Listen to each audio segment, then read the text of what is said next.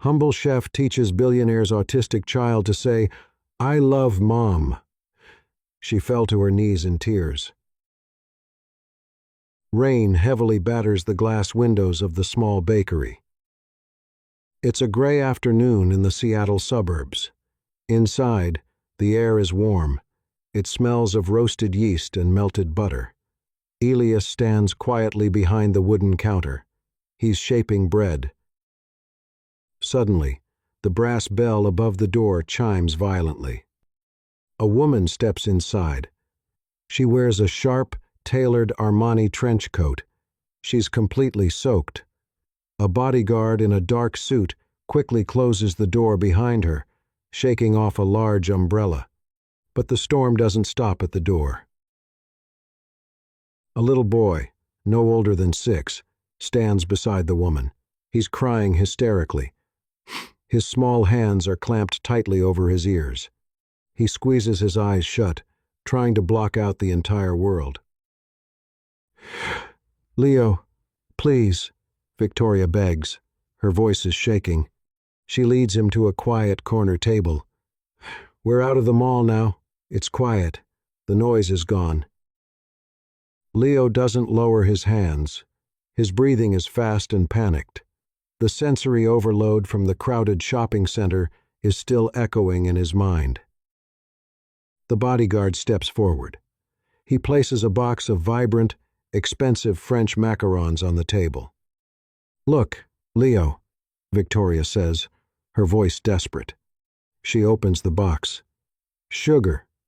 Colors. You love these. If you eat one, I'll buy you the biggest train set in the city. I promise." Leo screams. He aggressively pushes the box away. The delicate pastries scatter across the wooden table. He curls his body into a tight ball, rocking back and forth in the wooden chair. Victoria drops her face into her hands. The billionaire chief executive officer is entirely powerless. Behind the counter, Elias watches. He doesn't judge. He doesn't offer unsolicited parenting advice. He simply wipes his hands on his apron and turns to the stove. He pours steaming water over dried chamomile flowers. Then, he reaches into his proofing bowl.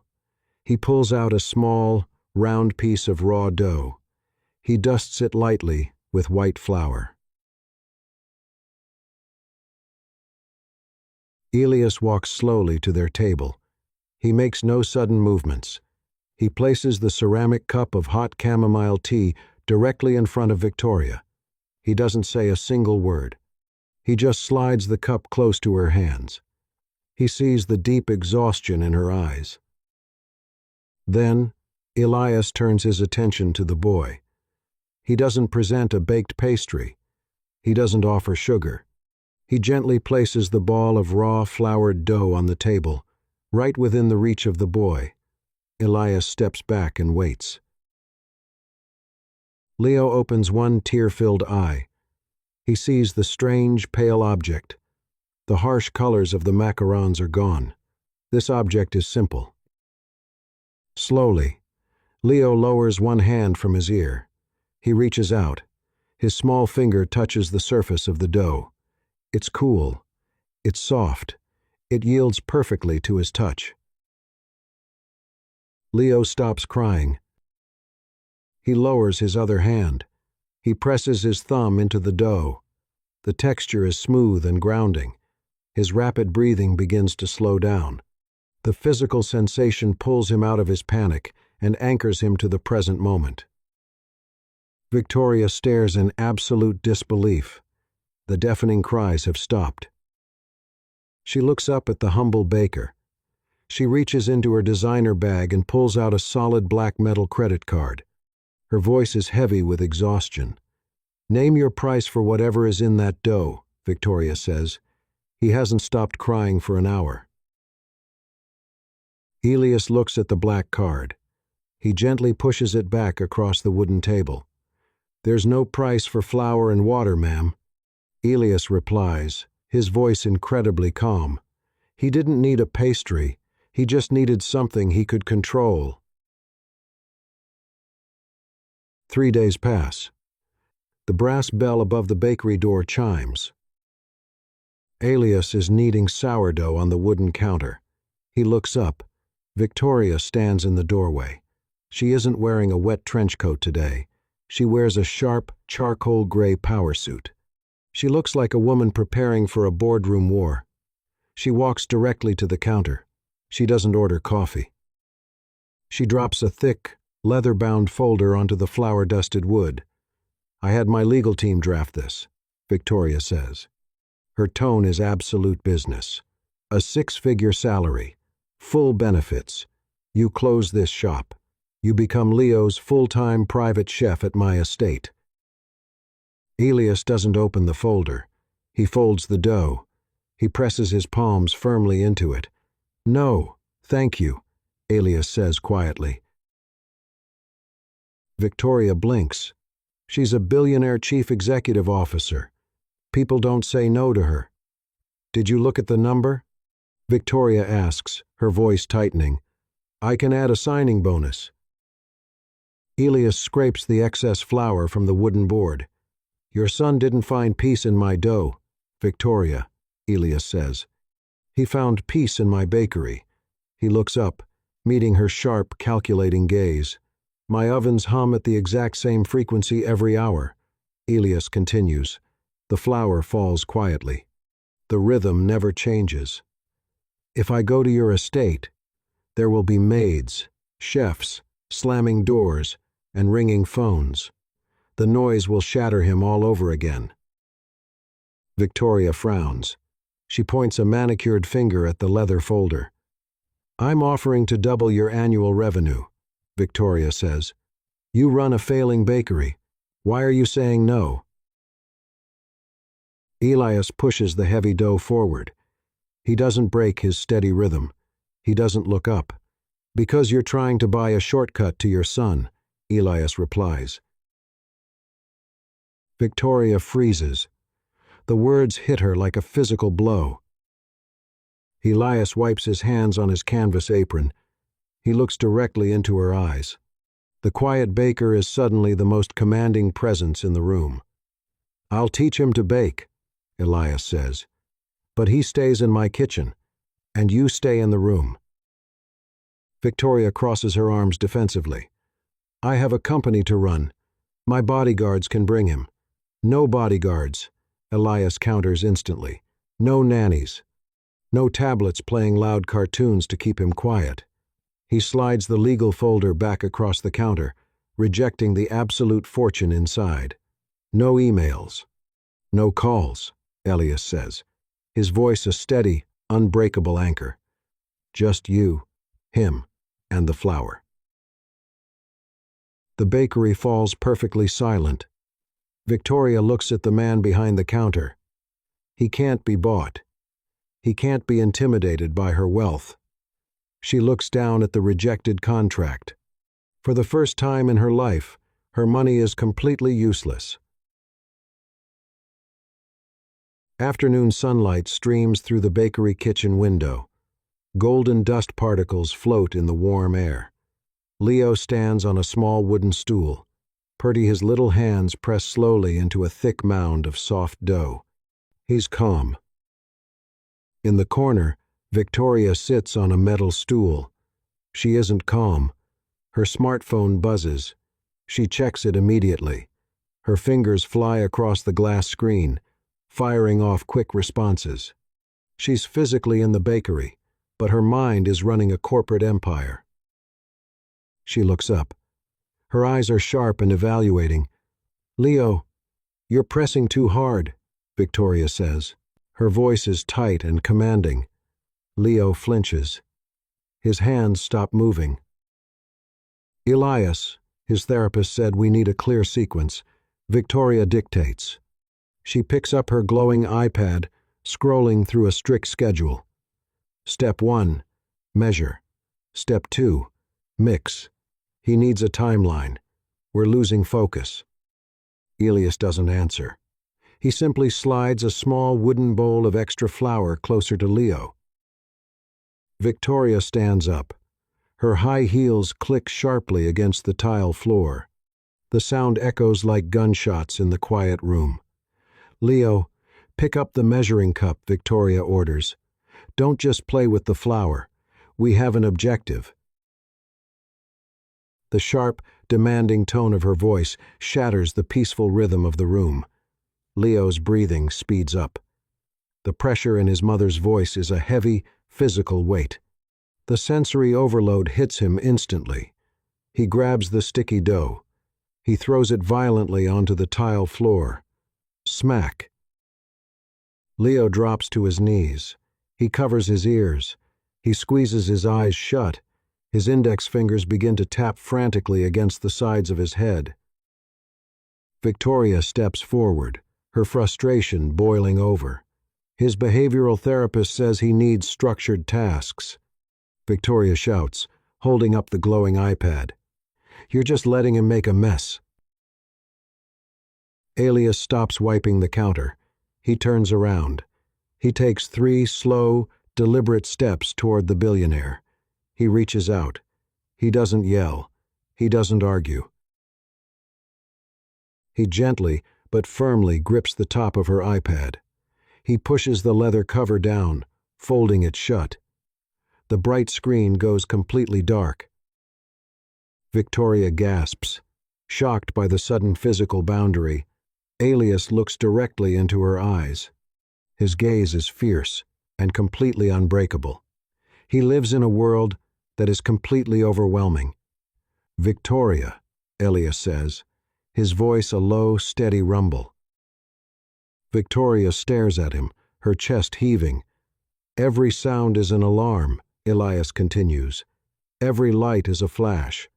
This kitchen is the only place he doesn't have to follow rules." He points to the little boy trembling on the floor, desperately trying to block out his mother's voice. "If you want to connect with him," Elias says softly, yet firmly, "you have to meet him where he is, not drag him to where you are." The kitchen falls perfectly silent. The only sound is the gentle hum of the baking ovens. Victoria looks down at the dark screen of her tablet. Then, she looks at her terrified son, curled on the floor. The commanding chief executive officer suddenly realizes she's the one bringing the storm inside. 4 weeks pass. The bakery transforms into a quiet sanctuary. The frantic energy of the billionaire's world is left entirely outside the glass door. Inside, the air smells of vanilla and warm yeast. Leo stands beside the large wooden counter. He doesn't speak. But for the first time in his life, he isn't silent. Leah stands right beside him. They're working in perfect unison. Leo pauses. He taps the wooden table exactly twice with his small index finger. Tap, tap. Elias doesn't ask questions. He immediately slides a small wooden bowl of white flour toward the boy. 2 taps mean more flour. A new, physical language has been born. Minutes later, the thick dough suddenly tears under the rolling pin. Leo's breathing speeds up. His shoulders tense. He clenches his hands into tight fists and drives them hard into the center of the dough, crushing it flat against the table. Elias doesn't scold him. He doesn't correct the behavior. "You're frustrated," Elias says quietly, keeping his voice low and soothing. "Press harder. Let it out." Leo presses his fists down again.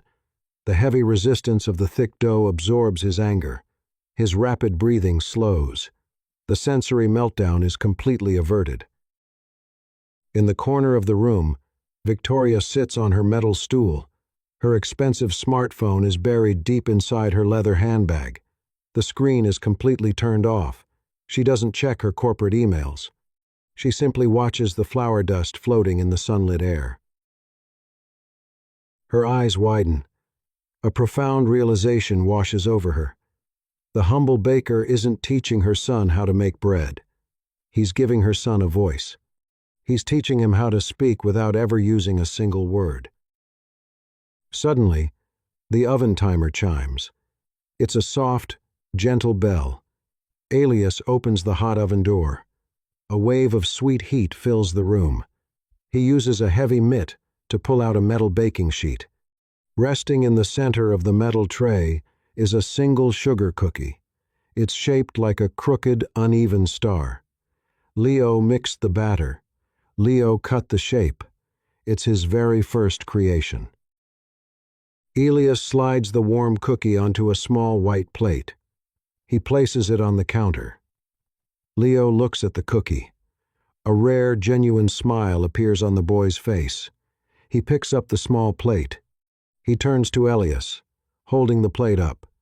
He wants to give his first victory to his teacher. Elias steps back. He doesn't accept the plate. He refuses to take the credit. Instead, Elias kneels down until he's exactly at eye level with the little boy. He reaches out and places his large, warm hands gently over Leo's small fingers. He slowly turns Leo's shoulders, redirecting the boy's attention across the room. He points Leo directly toward the corner table. "Not for me, Leo," Elias whispers softly. "For her." Leo blinks. He holds the plate tightly. He walks slowly across the tile floor, his footsteps echoing quietly. He stops right in front of Victoria. He holds out the crooked star cookie. Victoria's breath catches sharply in her throat. Her eyes instantly fill with hot tears. Her hands tremble as she reaches out and takes the small white plate. She looks across the kitchen. She wants to thank Alias. But the baker is already standing at the sink, washing his hands with his back turned. He quietly erases himself from the moment, completely satisfied just being the bridge between a mother and her son. Crystal chandeliers scatter blinding, glittering light across the vaulted ceiling. Tonight, the Mercer estate isn't a home. It's a corporate battlefield. Victoria is hosting a high-stakes dinner for her major shareholders. Waiters carry silver trays of champagne. 50 wealthy elites laugh loudly, their voices echoing sharply off the polished marble floors. In the massive stainless steel catering kitchen, Elias stands quietly. He's wearing a crisp white chef's coat. Victoria had secretly paid off his bakery's looming bank debt. In return, she asked him to cater this one critical event, but he agreed, but only for one night. Suddenly, the heavy mahogany doors of the living room swing open. Leo wanders into the grand hall. He's wearing his soft cotton pajamas. He woke up thirsty, but now he's trapped. The wall of noise hits the little boy instantly. Clinking glasses, booming laughter, heavy bass music. It's a sensory nightmare. A wealthy older shareholder, holding a martini glass, spots the boy. "Ah, the famous Mercer heir," the man booms, his voice loud and slurred. He steps forward, reaching out a heavy hand to pinch Leo's cheek. "Come here, boy. Give your uncle a proper greeting." Leo's eyes widen in sheer panic. He doesn't scream. He doesn't fall to the floor. Instead, his entire body freezes in absolute terror.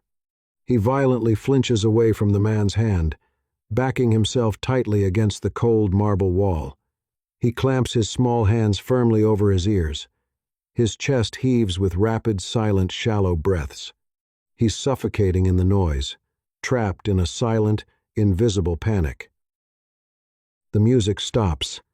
The laughter dies. 50 billionaires turn and stare.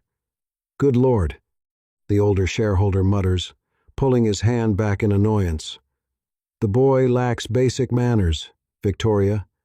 A simple hello wouldn't hurt." Victoria freezes. She stands in her stunning, floor-length designer gown, utterly paralyzed. The entire board of directors is watching her. If she rushes to coddle him, she looks weak to her investors. If she doesn't, she fails as a mother. The crushing corporate weight pins her to the floor. The kitchen doors swing open. Elias steps out. He's holding a massive, empty stainless steel serving tray. He looks at the paralyzed mother. He looks at the terrified boy, shrinking into the wall. He looks at the arrogant guests. Elias raises the heavy metal tray high into the air. He lets it drop flat onto the solid marble floor. Crash! The sharp, metallic explosion echoes through the massive mansion. Every single guest jumps. Champagne spills. Women gasp. Instantly, all 50 pairs of judging eyes snap away from the trembling boy and lock entirely onto the baker. Elias just created the perfect, calculated distraction. He ignores the shocked billionaires. He walks calmly across the room, his boots clicking softly on the marble. He steps right in front of the arrogant shareholder, completely blocking the man's view of Leo. He doesn't lack manners. Elias says, his voice a low, dangerous warning. He lacks space. Step back. The wealthy man shrinks back, intimidated by the sheer intensity of the quiet baker. Elias drops down to one knee. He ignores Victoria. He ignores the staring crowd. He reaches deep into the pocket of his white chef's coat. He pulls out a small, perfectly round ball of soft dough. He'd kept it prepared all night, just in case. Elias gently presses the cool dough into Leo's tense hands. Leo feels the familiar, grounding texture. His rigid shoulders instantly drop. His shallow breathing deepens and slows. The silent panic subsides, anchored by the simple weight of the flour and water. Elias stands up. He turns to the silent crowd. "The kitchen will serve dessert in 10 minutes, Elias announces calmly. He turns and walks back through the kitchen doors, leaving a room full of powerful elites, completely speechless. Morning sunlight floods the glass-walled executive office. Victoria sits behind a massive, cold desk of black marble. Her posture is perfectly rigid, but her hand slightly trembles as she signs her name across a heavy paper check. She can't erase last night from her mind. When the dinner guests finally left, she had knelt down, opening her arms to comfort her son, but Leo had turned away. He had buried his small face deep into the white canvas of Elias's apron. He had clung to the baker's hand, entirely ignoring his mother's touch. The memory burns. It's a crushing, suffocating jealousy. She feels like an absolute failure. She's a billionaire who has to buy a stranger's time just to make her own son feel safe. So, her corporate defense mechanism kicks in. When a chief executive officer can't control a variable, she cuts it out. The heavy office doors open. Elias steps inside. He's wearing his simple denim shirt and worn work boots. He looks completely out of place in the sterile, high-tech corporate tower. He walks to the edge of the marble desk. Victoria slides the freshly signed check across the smooth stone. There are many zeros on the paper. "You've done your job, Elias," Victoria says. Her voice shakes slightly, but she forces a cold, professional tone. She crosses her arms, building a thick, invisible wall between them. He's calmer now. She continues, refusing to look him in the eye. "My therapists will take over from here. Here is your compensation." Elias doesn't look at the money. He looks at her. He sees the dark circles under her eyes. He sees the desperate, breaking mother hiding behind the ruthless executive armor. He doesn't reach for the check. "You aren't firing me because I failed, Victoria," Elias says, his voice low and piercingly calm. Victoria flinches. She lifts her chin, desperately trying to maintain her authority. "I'm restructuring his care plan." "You're firing me because he held my hand last night instead of yours," Elias interrupts. The words hit the silent office like an earthquake. Victoria's breath catches in her throat. The cold CEO mask instantly shatters. Elias leans forward. He rests his calloused knuckles on the cold marble desk, leaning into her space. "You feel like you're losing him," Elias says softly, stripping away all of her corporate excuses. "And instead of learning his language, you're pushing away the only translation he has. You're punishing him because you're scared." Hot tears well up in Victoria's eyes. She bites her lip hard, refusing to let them fall. She points a trembling finger toward the exit. "Get out," Victoria whispers. Elias nods slowly. He turns and walks toward the heavy doors. He stops at the threshold, looking back at the lonely woman behind the massive desk. The check stays on the table. "Victoria," Elias says, "I told you on the first day, there's no price for flour and water." The doors click shut. Victoria is left completely alone in the blinding sunlight, staring at a worthless piece of paper. 2 days pass. The massive Mercer estate is entirely suffocated by silence. In the center of his dark, expansive bedroom, Leo sits perfectly still on the plush carpet. He's curled tightly into a small ball. He refuses to eat. He refuses to drink water. He hasn't made a single sound, not even a whisper, since he left the bakery. Victoria stands frozen in the doorway. She holds a silver tray with a plate of untouched, meticulously prepared food. She watches her son. He's slowly disappearing back into his silent, unreachable world. He's retreating behind a thick, invisible wall. Her chest tightens painfully. The crushing, suffocating weight of reality finally breaks her stubborn corporate pride. She looks around the opulent, multi-million-dollar room. Her vast fortune can't fix this. Her elite team of expensive behavioral therapists can't fix this. She's the reason he's suffering. She prioritized her own insecurities over his profound peace. The realization is a brutal, unforgiving physical blow. 10 o'clock at night. A violent storm descends upon the Seattle suburbs. Heavy rain pours relentlessly from the pitch-black sky. A sleek black car speeds recklessly through the flooded, empty streets. There's no personal chauffeur tonight. There's no trailing SUV filled with armed bodyguards. Victoria grips the leather steering wheel herself. Her knuckles are stark, bone white. Her heart hammers wildly against her ribs. She's no longer the untouchable chief executive officer.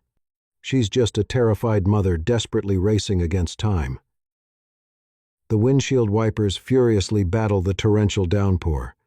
She takes a sharp turn, her tires slipping slightly on the slick asphalt. She pulls abruptly into the dark, narrow alley behind the bakery.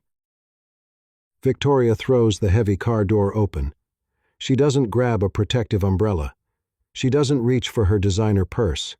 She runs blindly through the freezing, blinding rain.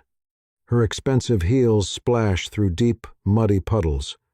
She reaches the heavy steel back door of the bakery's kitchen. She raises her bare fists and pounds aggressively against the wet, freezing metal. Bang, bang, bang. "Elias," Victoria screams.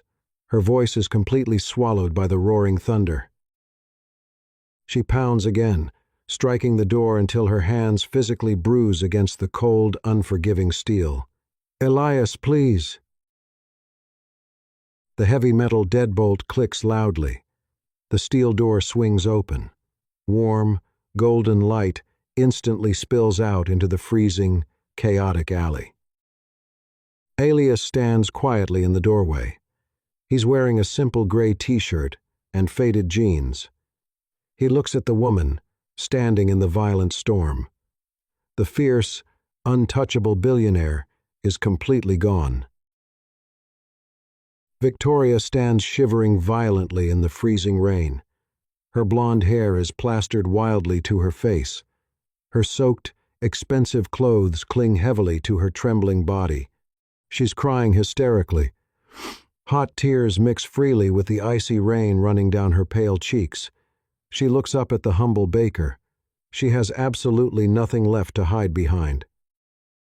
"I can run a billion-dollar company," Victoria sobs, her voice completely breaking under the weight of her devastating guilt. "But I don't know how to talk to my own son." Elias steps forward, entirely unbothered by the rain soaking his clothes. "Please," Victoria begs, her voice dropping to a desperate, broken whisper. "Tell me what I'm doing wrong. Help me." Elias doesn't hesitate.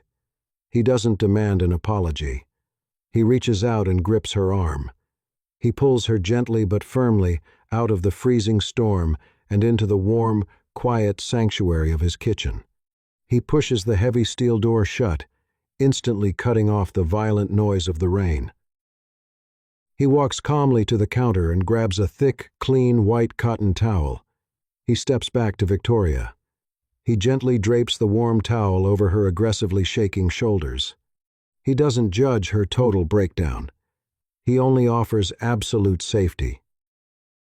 Elias looks down into her tear-filled, desperate eyes. His voice is a low, grounding anchor in her chaotic storm. "You aren't doing anything wrong," Elias says softly. He reaches up, pulling the soft edge of the towel gently around her freezing, wet face. "You just forgot how to listen to the quiet things." Victoria grips the edges of the white towel tightly. She closes her eyes. She finally lets go of her crushing fear and leans her tired head forward, breaking down completely in the quiet safety of his kitchen. Morning sunlight floods the rustic bakery kitchen. It's warm and golden.